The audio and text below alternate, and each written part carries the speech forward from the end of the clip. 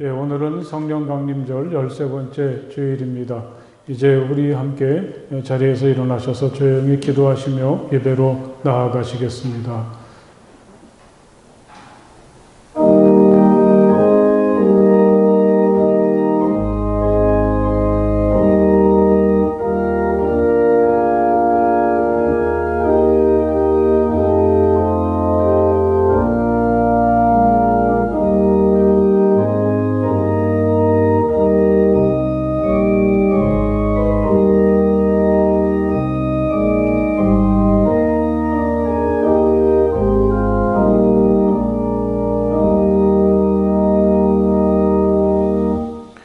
너희 모든 나라들아 주님을 찬송하며 너희 모든 백성들아 그를 칭송하여라.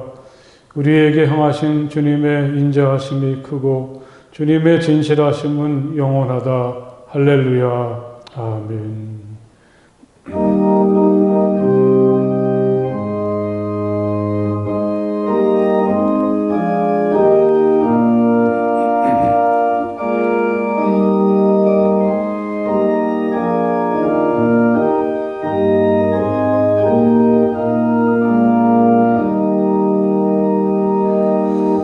멸류관 벗어서 주 앞에 드리세. 저 천사 기쁜 노래가 온 땅에 퍼지네. 내 혼합게 하소 주 찬송하여라.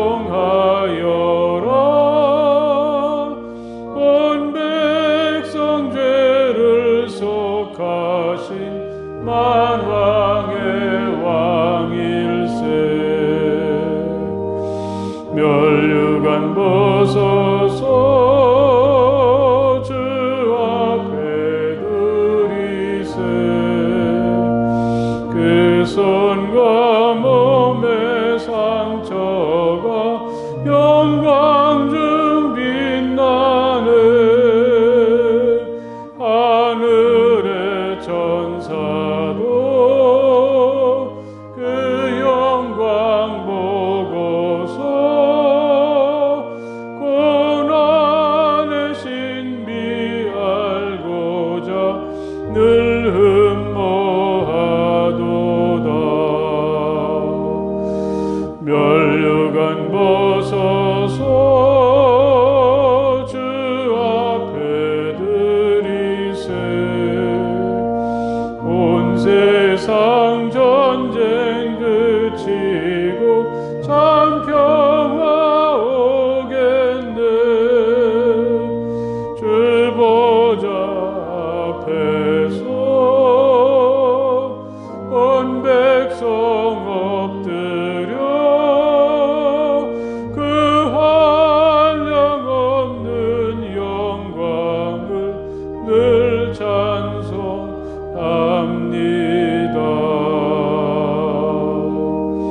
아멘.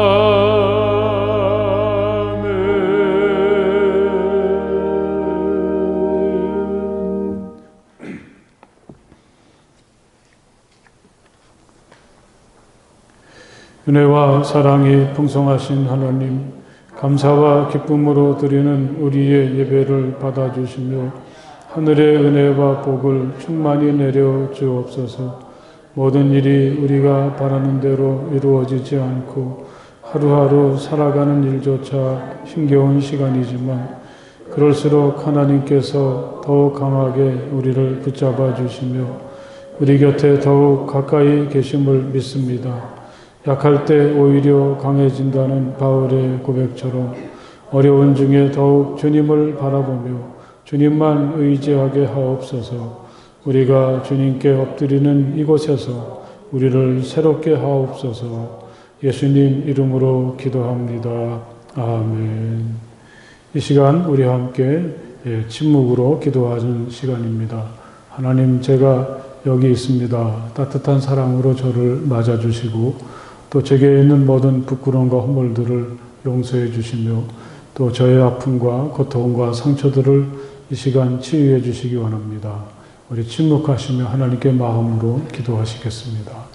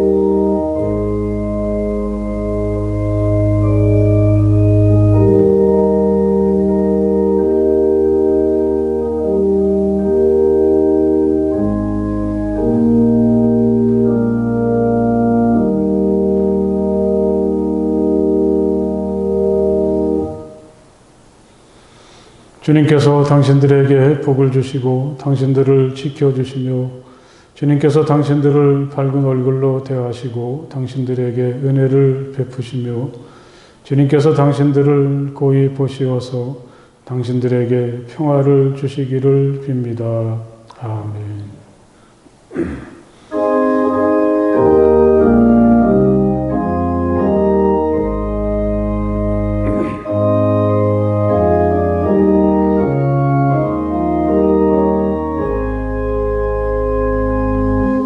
만복의 근원 하나님 온 백성 찬송 드리고 저 천사여 찬송하세 찬송 성부 성자 성령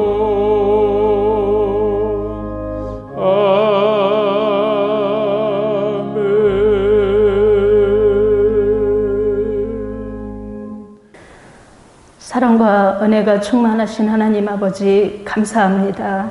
힘들고 어려운 현실 속에서도 우리를 기억하시고 붙들어 주시는 주님 앞에 예배드리며 주님을 바라보게 하시니 감사합니다.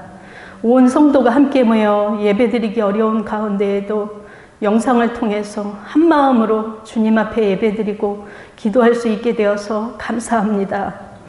우리가 함께 모여 예배드리지 못하는 시간 중에도 매일매일 성경 말씀을 사모하여 주님을 가까이 하게 하심을 감사드립니다. 말씀으로 우리가 소통하며 은혜의 단을 쌓게 하시고 기도하게 하심을 감사드립니다. 또한 온 성도가 말씀을 함께 나누어 쓸 수 있는 귀한 시간을 주시니 감사합니다.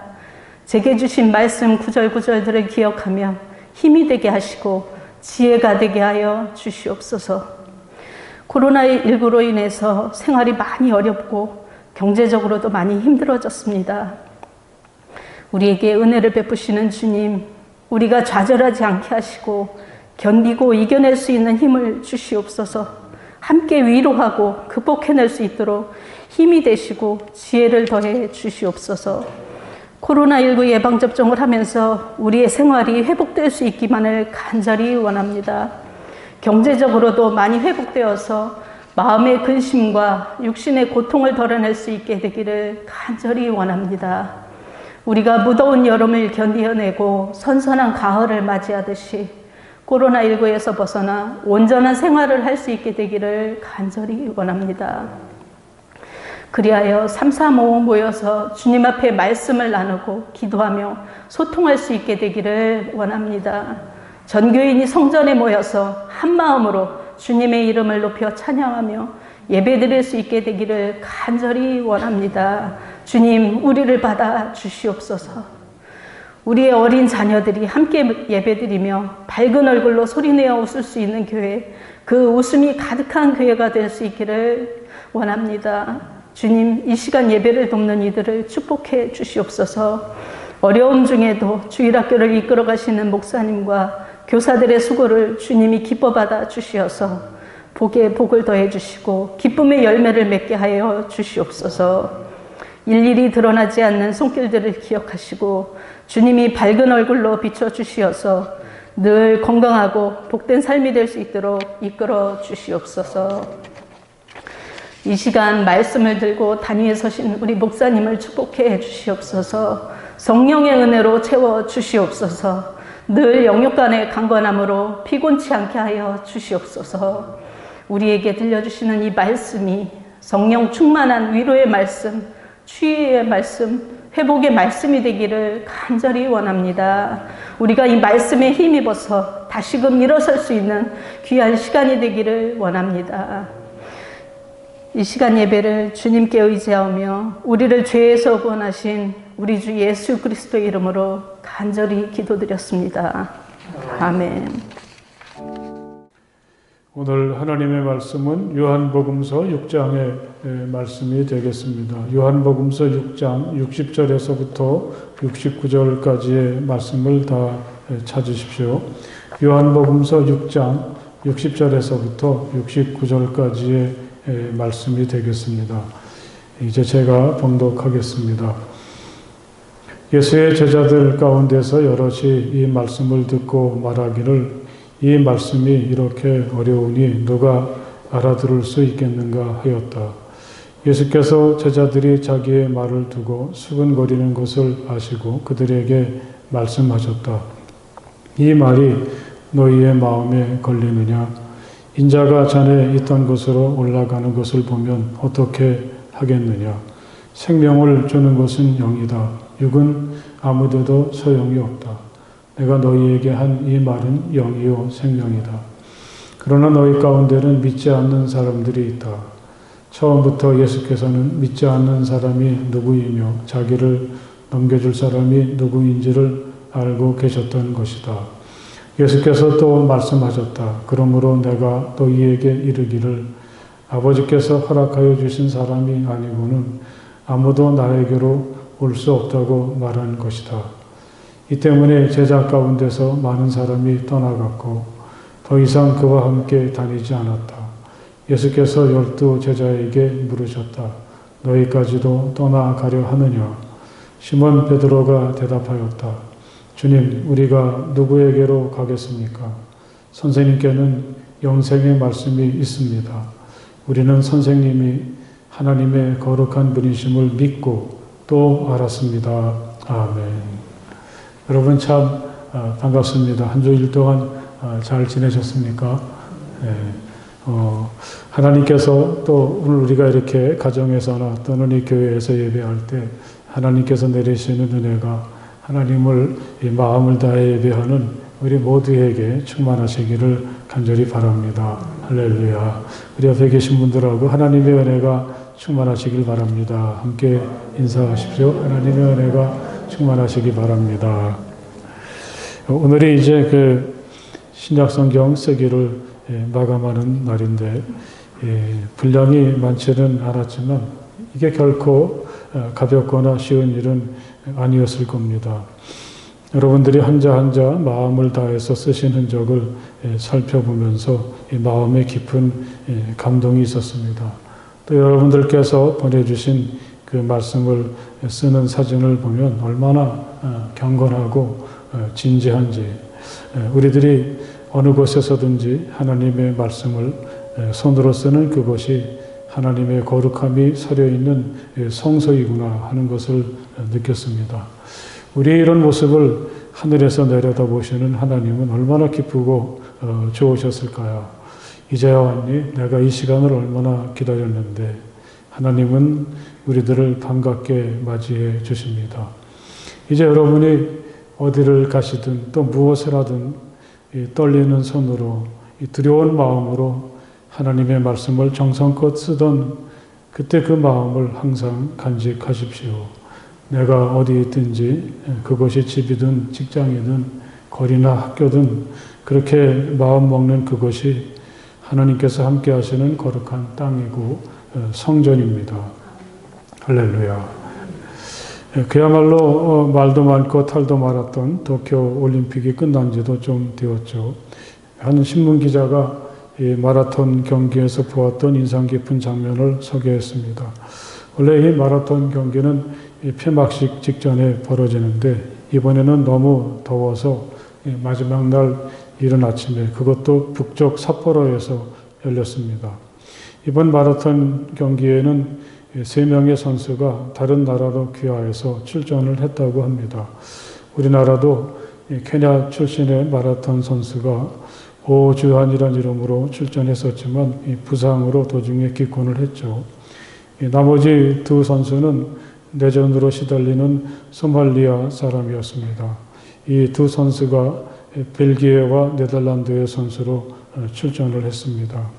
네덜란드 선수로 나왔던 아부비 나게예와 벨기에를 대표했던 바시르 아부디가 그 둘입니다. 아마 그들은 선두에서 달렸던 모양입니다. 킵초게라고 하는 케냐 선수가 앞서서 달렸고, 이 두 선수와 다른 케냐 선수가 뒤를 이어 달리면서 이 3명이서 은메달과 동메달을 얻고 경쟁을 합니다. 가만히 보니까 2등으로 달리는 선수가 자신의 속도를 조금 늦추고 또 손을 뒤로 내밀면서 바로 뒤에 오는 선수를 격려하더라는 거죠. 어떻게 올림픽에서 이럴 수 있을까 알아보니까 이 두 선수는 옷은 다르게 입었지만 같은 소말리아 출신이었다고 합니다. 그들은 이제껏 연습도 함께 했다고 합니다. 비록 다른 나라의 국기를 달았지만 그들은 내전으로 엉망진창이 된 소말리아의 난민들을 생각하면서 달렸다고 하죠. 무척 힘이 들었지만 나게예의 응원 덕택에 힘을 낼 수 있었다고 이 3등을 한 이 벨기에의 아부디는 그를 지켜 세웠습니다. 이 나게예는 속도를 더 낼 수 있었지만 아부디를 위해서 좀 늦추었노라고 이야기하죠. 네덜란드나 벨기에뿐 아니라 소말리아에게도 자기들의 달리기가 좋은 영향을 줄 수 있어서 참 기쁘다고 말하면서 그들은 즐겁게 시상대에 올랐다고 합니다. 여러분 참 놀랍지 않습니까? 이 마라톤이라는 운동이 얼마나 힘듭니까? 게다가 그토록 뜨거운 날씨 속에서 그 먼 거리를 달리는 일이란 상상만 해도 끔찍하죠. 또 그런 와중에서도 이 다른 선수들을 물리쳐야 메달을 딸 수가 있는데 어떻게 다른 선수를 격려하고 함께 달릴 여유를 가질 수 있는지. 흔히들 이 마라톤을 인생의 축소판이라고 이야기합니다. 우리들도 이 마라톤 대회를 달리고 있는 거나 다름이 없겠죠. 그러는 중에 누군가는 사라지고 또 낯선 새로운 얼굴들이 내 주변을 달리기도 합니다. 때로는 너를 물리쳐야만 내가 살아남는 살벌한 전쟁터 같은 대열이지만 함께 달리는 내가 있어서 우리는 또 덜 외롭고 힘이 나죠. 때론 다른 사람들이 내가 달리는 모습을 보면서 힘을 얻기도 합니다. 처음에는 경쟁자라고 생각이 되다가 오랜 시간을 달리다 보면 정이 들어서 그런지 서로 친구가 되기도 합니다. 어떤 때에는 이 결과야 어떻든 간에 이렇게 내가 달릴 수 있다는 게 즐겁기도 하고 또 누군가와 함께 달려간다는 것은 또 놀라운 축복이고 이 즐거움이라는 것도 깨닫게 되죠. 아마 이것은 믿음의 여정에서도 다르지 않을 것입니다. 사도 바울은 신앙의 여정을 달리기 또는 마라톤에 비유했죠. 아마 그건 정말 혼자였으면 정말 끝까지 갈 수가 없었을 것입니다. 그래서 그런지 바울은 함께 길을 가는 사람들에 대한 고마움을 자주 표현하곤 했습니다. 여러분, 우리들의 믿음의 여정도 이렇게 될 수 있기를 간절히 바랍니다. 물론 그렇게 생각 안 하시겠지만 우리는 결코 경쟁자가 아니죠. 서로 다른 게 많은 것 같아도 근본은 하나님의 피조물이고 또 천국 시민이 아닙니까? 비록 힘들지만 또 나 하나 지탱하기도 어려울 때가 많지만 함께 이 신앙의 길을 가는 기쁨과 행복을 서로를 통해서 찾아서 즐겁게 믿음 생활을 하시기를 바랍니다. 하나님의 사랑 안에서 서로 격려하고 또 너의 속도에 나를 맞출 수 있다면 우리의 길이 얼마나 멋지고 행복하겠습니까? 오늘 우리가 함께 읽은 말씀은 우리가 몇 주 전에 읽었던 오병이어의 기적과 또 그날 밤 갈릴리 호수에서 있었던 예수가 한밤중에 물 위를 걸어오셔서 파도에 고생하던 제자들을 구원해 주시는 이야기의 가장 마지막 부분입니다. 그때로 다시 돌아가서 생각을 해보면 예수님은 오병이어의 기적이 있던 다음 날 다시 예수를 찾아온 사람들에게 빵은 주지 않으시고 이렇게 말씀을 하셨습니다. 너희는 썩어 없어질 양식을 얻으려고 일하지 말고 영생에 이르도록 남아있을 양식을 얻으려고 일하여라. 단지 그 먹는 일에만 몰두하는 사람들에게 우리들의 삶 속에는 또 다른 차원의 삶이 있다는 것, 그들이 정말 추구해야 될 근원적인 삶에 눈을 돌리도록 권해주셨습니다. 그리고 예수님은 그들에게 이렇게 말씀을 하셨습니다. 내가 생명의 빵이다. 내게로 오는 사람은 결코 줄이지 않을 것이요 나를 믿는 사람은 다시는 목마르지 않을 것이다. 예수님께서 이렇게 말씀하셨을 때 사람들은 무척 혼돈스러웠습니다. 그들은 아직 예수를 잘 몰랐습니다. 도대체 이 나사렛 사람이 저 예수가 누구이길래 내가 생명의 빵이다 이렇게 말할 수가 있는가? 도대체 이 세상에 영원히 배고프지 않고 또 영원히 목마르지 않는 양식이 있을 수가 있을까? 그들은 예수님이 하시는 말씀을 잘 수긍할 수가 없었습니다. 이 사람은 요셉의 아들 예수가 아닌가? 그의 부모를 우리가 알지 않는가? 그런데 이 사람이 어떻게 하늘에서 내려왔다고 하는가? 그들은 혼돈스러웠습니다. 예수가 자기들이 보는 앞에서 했던 일들, 아무것도 없는 빈들에서 자기들을 배부르게 하셨다든지 또 그 밤에 마치 바다를 육지처럼 걸어오셨다든지 그런 예수를 생각하면 예수가 특별하다는 것을 부인할 수는 없지만 그들은 예수의 부모님들이나 그가 자라왔던 가정을 생각할 때 예수도 우리와 똑같은 인간이라는 생각에서 벗어날 수가 없었습니다. 그런 예수가 내가 하늘에서 내려온 빵이다 이렇게 말씀하셨으니 그들은 어리둥절하죠. 어쩌면 지금 당장 배가 고픈데 빵이나 주면 될 텐데 뭐가 그렇게 말이 많은 거야. 그들은 예수님의 말을 이런 식으로 생각하지 않았을까요? 그러니까 하나도 귀에 들어오지 않는 거죠. 이 대목에서 사냥에서 돌아온 야곱의 형 에서가 했던 말이 생각이 납니다. 나는 지금 죽을 지경이다. 지금 나에게 맏아들의 권리가 뭐 그리 대단한 거냐. 하지만 예수는 그들이 이 빵만 찾고 빵만 배불리 먹는 사람이 되는 걸 원하지는 않으셨습니다. 그래서는 진정한 삶을 살 수가 없는 거죠. 예수는 그들이 자신을 통해서 하늘의 양식을 알게 되고 또 하늘의 양식을 먹게 되고 그래서 더 이상 배고프지 않고 목마르지 않는 사람으로 살아가기를 희망하셨습니다. 그래서 더욱 구체적으로 말씀을 하십니다. 51절 우리가 읽진 않았지만 그 대목을 보면 이런 말씀이 있죠. 나는 하늘에서 내려온 살아있는 빵이다. 이 빵을 먹는 사람은 누구나 영원히 살 것이다. 내가 줄 빵은 나의 살이다. 그것은 세상에 생명을 준다. 그러자 사람들은 더욱 혼돈에 빠졌습니다. 자기와 똑같은 사람인 예수가 하늘에서 내려왔다는 것도 그렇고 예수 자신은 살아있는 빵이고 또 생명의 빵인 자기 살을 먹는 사람은 영원히 살게 된다고 하셨으니 어떻게 그들이 이 말씀을 받아들일 수가 있겠습니까? 그래도 예수는 또 말씀을 하십니다. 내가 진정으로 너희에게 말한다. 너희가 인자의 살을 먹지 아니하고 또 인자의 피를 마시지 아니하면 너희 속에는 생명이 없다.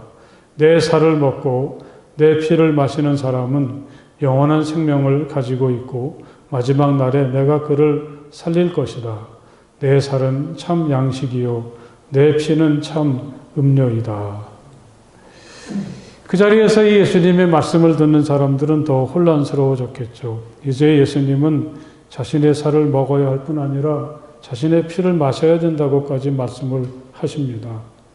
하지만 오늘 우리가 이제 여기까지 이를 때 전체를 물론 여러분에게 다 읽어드리지 못했지만 주님의 살과 피라는 말을 대할 때 이 말이 아주 낯설지는 않지 않습니까? 혹시 여기서 예수님께서 베푸신 성만찬을 말씀하시는구나 조심스럽게 이런 생각을 할 수가 있습니다. 그렇다면 예수님의 살과 피를 먹는다는 건 마치 우리가 식인종이나 된 것처럼 사람의 살이나 피를 먹고 마시는 것은 아니라는 걸 깨닫게 되죠.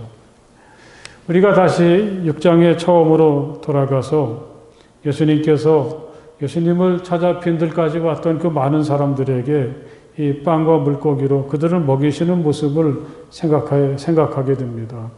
그때 예수님은 사람들을 다 풀밭에 앉게 하시고는 직접 모든 사람들에게 빵을 먹여주셨습니다. 다른 세 복음서에서는 예수가 제자들을 통해서 그 빵과 고기를 사람들에게 나누어 주셨다고 했는데 유독 요한복음서에서는 예수가 그 일을 직접 하셨다고 그렇게 이야기하고 있습니다. 그만큼 예수와의 친밀함을 여기서 우리는 느낄 수가 있습니다.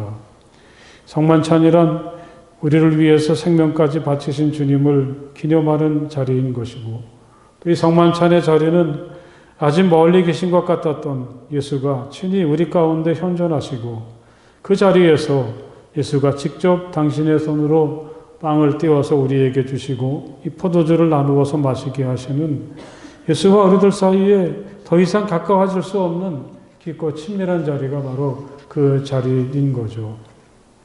결국 예수님의 살을 먹고 예수님의 피를 마신다는 것은 우리를 위해 생명을 바치신 예수를 우리도 마음 깊이 받아들이고 이 과정을 통해서 내가 혼자가 아니구나.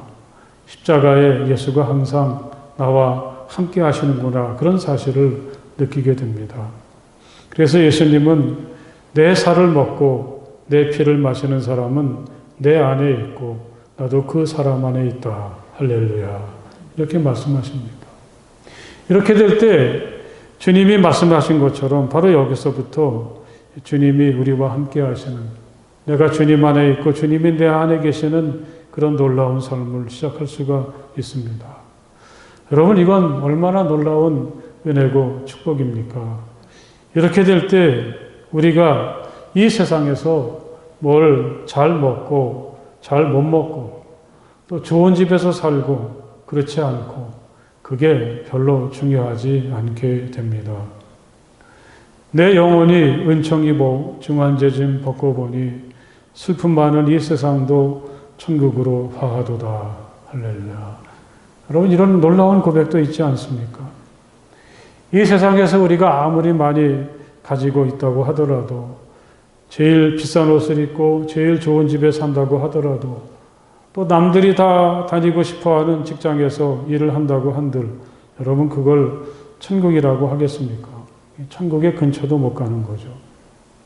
우리가 누릴 수 있는 천국은 오로지 나사렛 예수 그리스도를 통해서입니다. 그분의 살과 피에 동참하게 될 때, 나 자신을 온전히 그분께 맡길 때, 그리고 나사렛 예수가 나를 위해서 하나님께서 내게 보내신 바로 그분이라는 것을 우리가 알게 되고 믿게 될 때, 우리의 눈은 새롭게 열리게 되고 이거보다 더 좋을 수 없는 신비하고 충만한 하나님의 나라를 이 땅에서부터 살 수가 있게 된다는 말씀입니다. 안타깝게도 그곳에 있는 대부분의 사람들은 아직도 이 예수의 말씀을 받아들일 수가 없었습니다. 이 말씀이 이렇게 어려우니 누가 알아들을 수 있겠는가?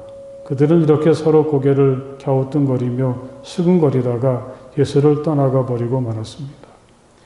여기서 한번 이 사람들이 둘러대는 이 60절의 말씀을 생각해 보게 됩니다. 이 사람들은 정말 예수가 하시는 말씀이 어려워서 잘 알아들을 수 없어서 이렇게 했을까요? 아예 처음부터 이 사람들은 다른 생각을 한 게 아니겠습니까? 그들에게 중요한 것은 오로지 빵일 뿐이죠. 영혼을 풍성하게 하는 주님의 살과 피가 아니라 단지 자신의 육신만 배부르게 하는 세상의 빵을 여전히 고집하고 있으니까 아무 얘기도 들리지 않는 것입니다. 사람들의 냉담한 반응에도 예수는 전혀 흔들림이 없습니다. 생명을 주는 것은 영이다. 육은 아무데도 소용이 없다. 예수는 이렇게 말씀을 하십니다. 우린 여전히 먹고 사는 이 육의 문제가 급급해서 도저히 거기에서 벗어나지 못하면서 살고 있는데, 이건 결코 우리가 살아야 될 진정한 삶은 아니라는 사실을 예수님은 분명히 못 박으십니다. 어느 시대를 막론하고 어떤 처지에 있는 사람이든지 한평생을 이 육에만 몰두하다 보면, 단지 먹고 사는 일에 몰두하다가 삶이 끝난다면 이건 얼마나 안타까울까. 하나님께서 그렇게 살라고 우리를 세상에 보내신 것은 아니지 않는가. 예수는 사람들을 보면서 그런 안타까움을 버릴 수가 없습니다. 우리를 세상에 보내신 하나님은 우리에게 필요한 것들을 때를 따라 주시지 않으셨습니까? 그게 바로 이스라엘이 광야에서 먹었던 만나이고 예수님이 행하셨던 오병이어의 기적이기도 합니다. 할렐루야. 오늘도 우리는 이런 은혜 속에 살고 있죠. 너희를 세상에 보내신 하나님께서 우리가 모르는 사이에 먹고 입고 사는 문제는 다 해결해 주시니 여러분들은 너무 거기에 얽매여서 그게 전부라고 생각하는 소모적인 삶을 살지 마십시오. 그걸 주님은 우리에게 말씀하시는 거죠. 진정한 삶은 우리가 고민하는 이 육신의 모든 문제를 다 하나님께 맡기고 우리가 예수를 지향할 때, 예수처럼 살려고 할 때 거기서부터 시작이 되는 것이라고 하겠습니다. 예수에게 육신의 빵을 기대하고 찾아왔던 사람들이 다 떠나간 자리엔 이제 단지 예수님의 제자들 뿐이 없었습니다.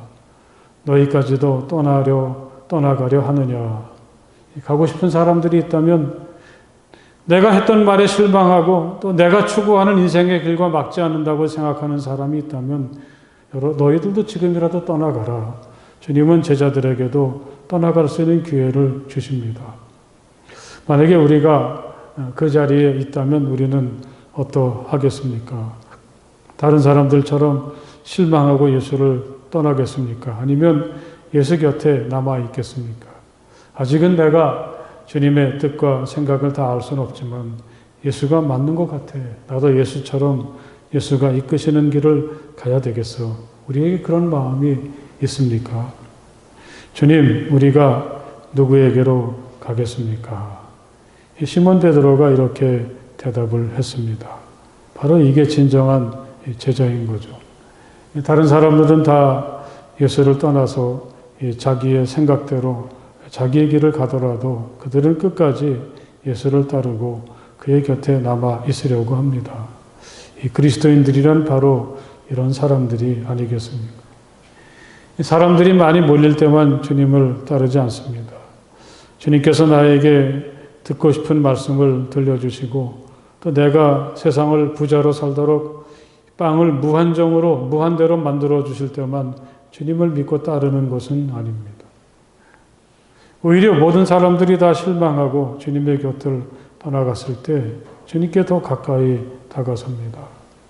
비록 예수가 내가 원하는 빵은 만들어 주시지 않았지만 그건 이 예수가 능력이 없어서가 아니라 나에게 더 좋은 것, 진정한 삶, 영원한 생명으로 나를 이끌려고 하시는 그런 생각에서 하시는 일이라는 것을 이 사람들은 알고 있습니다. 그래서 언제나 주님 곁에 머무르고 있는 거죠. 이런 사람들을 우리는 그리스도의 제자라, 또 그리스도인이라 이렇게 말할 수가 있겠습니다.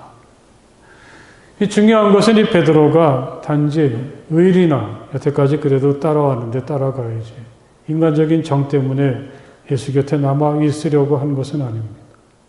그에게는 자신이 끝까지 예수를 따라야 되는 분명한 이유가 있습니다. 선생님께는 영생의 말씀이 있습니다. 우리는 선생님이 하나님의 거룩한 분이심을 믿고 또 알았습니다. 할렐루야. 저는 이렇게 고백을 합니다. 사람들은 이 대목을 가리켜서 요한복음의 가이사랴 빌립보라 그렇게 이야기합니다. 이스라엘의 가장 변방인 이 가이사랴 빌립보에서 예수는 제자들에게 자신에 대해서 내가 누군지 물으셨고 그때 베드로가 선생님은 살아계신 하나님의 아들 그리스도십니다. 그렇게 고백을 하게 되죠. 역사적인 장소라고 하겠습니다. 요한복음서에는 이 가이사랴 빌립보에서의 신앙 고백이 나오지 않습니다. 오늘 베드로가 주님께 말씀드린 이 말씀이 베드로를 비롯한 제자들의 신앙 고백이다. 그렇게 이야기합니다. 베드로는 주님께 말씀을 드렸습니다. 선생님께는 영생의 말씀이 있습니다. 우리가 세상을 살아가는데 정말 중요한 게 무엇인지 예수를 통해서 그것을 알게 되었다는 고백이라고 하겠습니다.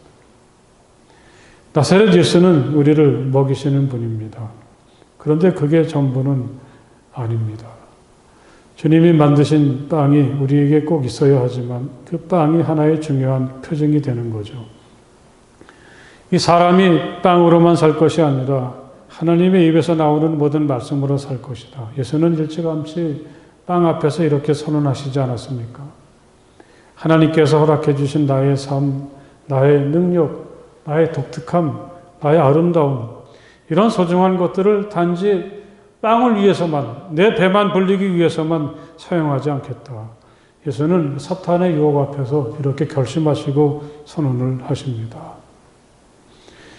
베드로가 영생을 말할 때 이건 단지 죽음 저편에서 우리를 기다리는 그 세상만을 말하는 것은 아닐 것입니다.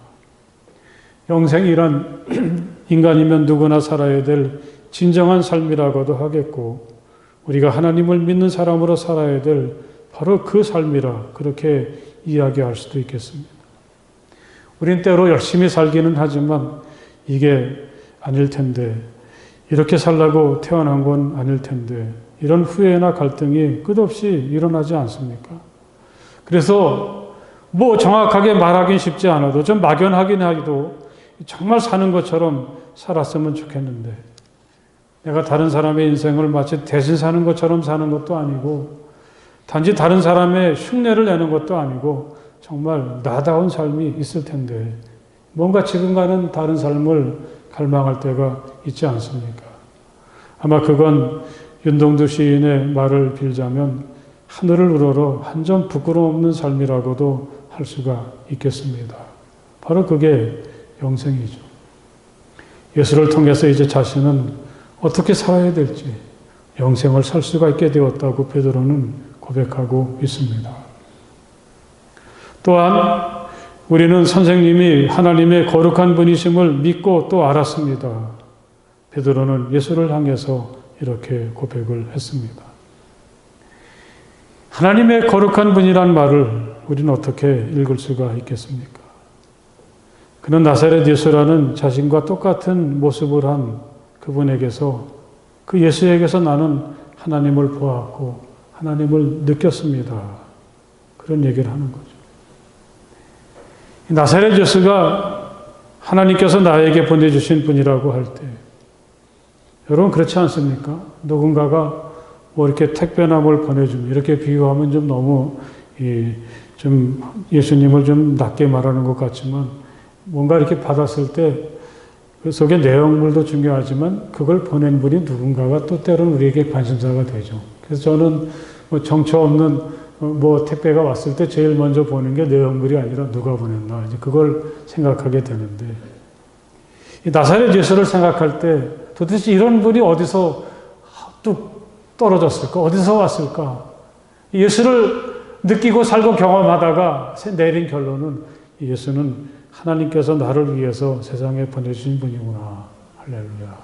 예수를 통해서 그는 하나님을 느끼고 알게 되었다는 그런 고백이죠. 하나님이 나를 알고 계시는구나. 하나님이 정말 나를 사랑하시는구나. 하나님은 나를 아무렇게나 내버려 두시지 않는구나. 그런 하나님을 예수라는 택배의 발신자인 하나님을 예수를 통해서 그는 읽을 수가 있게 되었을 때 정말 가슴이 찡하고 나와 하나님이 끊을 수 없는 끈으로 연결되어 있다는 사실을 느끼게 되는 것입니다. 할렐루야. 여러분 세상을 살면서 이거보다도 소중하고 가치 있는 깨달음이 어디 있겠습니까? 오죽하면 우리 사람들을 가리켜서 이 먼지 같은 인생이다. 그런 노래도 있지 않습니까? 난 단지 세상에 수없이 많은 사람들 중에 하나에 불과한데 사람들은 내가 살고 있는지조차 느끼지 못하고 뭘 좋아하는지 뭐가 필요하는지 관심조차 가지지 않고 있지만 그런데 하나님은 어떤 아주 귀한 한 분을 나에게 보내주시면서 그 마음을 읽게 하십니다. 내가 너를 잘 알고 있어. 내가 너를 정말 사랑하고 너는 나에게 정말 소중하다. 내가 항상 너와 함께 있어. 이런 고백을 예수를 통해서 하십니다. 하나님께서 보내신 예수라는 선물 보따리 속에는 우리의 삶에 필요한 모든 좋은 것들이 거기에 다 담겨져 있습니다. 할렐루야. 그래서 그렇게 고백하고 있는 것처럼 예수님 한 분이면 충분한 거죠. 이런 은혜가 우리 가운데 충만하시기를 간절히 바랍니다. 특별히 베드로는 믿고 또 알았습니다. 그렇게 말을 했습니다. 우리가 생각하기에는 알아야 믿는다고 우리는 보통 생각하는데 베드로는 여기서 믿음을 먼저 얘기하죠. 잘 알지 못하고 이해할 수 없었습니다. 마치 너무 어려워서 돌아간다. 그때 그 사람들처럼 말이죠. 그런데 믿으니까 믿음으로 받아들이고 또 믿음의 눈으로 바라보려고 하고 믿음의 귀로 들으려고 하니까 보이기 시작하고 들을 수 있게 되고 알게 되고 느끼게 된다고 그렇게 이야기합니다. 알기 위해서 믿는다. 그런 유명한 말이 있지 않습니까? 믿고 또 알았습니다. 할렐루야. 믿으면 알게 됩니다. 어떤 경지에 도달하게 되죠. 내 곁에 계신 주님을 보게 되고 그 주님을 통해서 내가 정말 살고 싶었던 진정한 삶을 우리는 시작할 수가 있습니다. 할렐루야. 이런 놀라운 축복이 믿고 거기서부터 시작하려고 하는 우리에게 충만하시기를 간절히 바랍니다. 기도하시겠습니다. 하나님, 나사렛 예수가 우리에게 정말 주고 싶어 하는 것, 또 우리와 함께 나누고 싶어 하는 것이 무엇인지 저희들을 알게 하여 주시옵소서. 그래서 배는 고프고 삶은 고달프지만 그렇지만 영생의 삶을 살 수 있게 하시고 또 하나님의 충만한 사랑과 은혜와 깊은 관심 속에서 하루하루를 힘차고 기쁘게 살아가고 한 걸음 한 걸음 행복하게 내딛는 우리 모두의 삶이 되게 하여 주시옵소서. 예수님 이름으로 간절히 기도드렸사옵나이다. 아멘.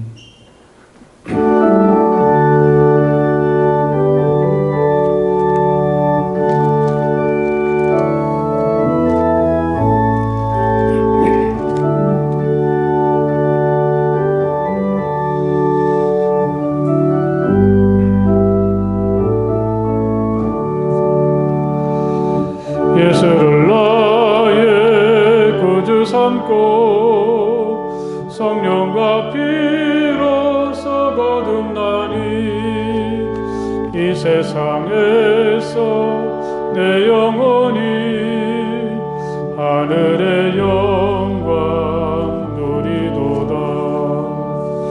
이것이 나의 간증이요 이것이 나의 찬송일세. 나 사는 동안 끊임없이 구주를 찬송하리로다.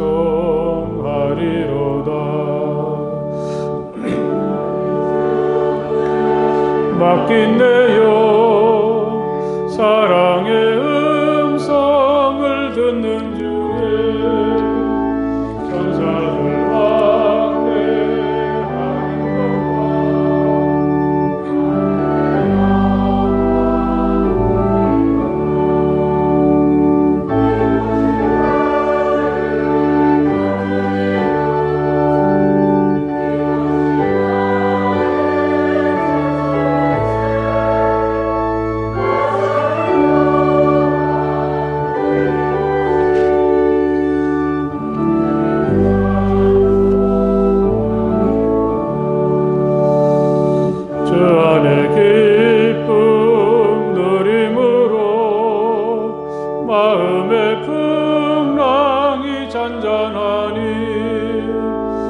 세상과 나는 간 곳 없고 그 속한 주만 보이도다. 이것이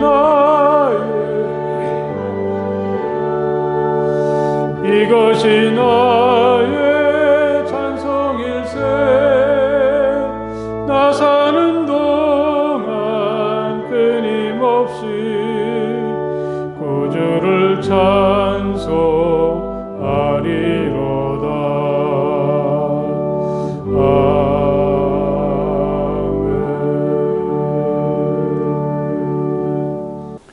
아멘. 할렐루야.